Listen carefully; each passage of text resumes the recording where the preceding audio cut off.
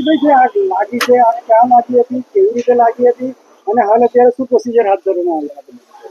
Nadiad Santram road પર આવે વિરગો કોમ્પ્લેક્સમાં અકસ્માતે સવારે આગ લાગેલ, જેનો call Nadiad fire brigade control રૂમને મળતા તુરંત અમારી ફાયર બ્રિગેડની ટીમ લઈને આવી ગયેલ અને એમાં 2 વોટર બાઉઝર અને એક મિની ફાયર ટેન્ડર અમે લઈને આવી ગયેલ અને આગને સંપૂર્ણપણે કાબૂમાં લઈ લીધેલ. આગ કેવી રીતે લાગી હતી, ક્યાં લાગી? અકસ્માતે લાગી હોય એવું લાગે છે. અત્યારે તો એ તપાસનો વિષય. શેમાં લાગી જાય?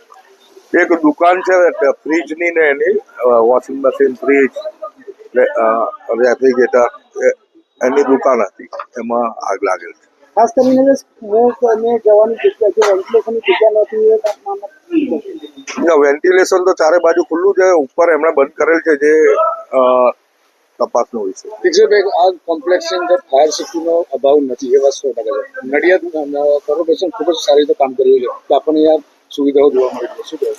અહીંયા ફાયર સેફ્ટીની તમામ સુવિધા છે, કમ્પ્લેટ છે.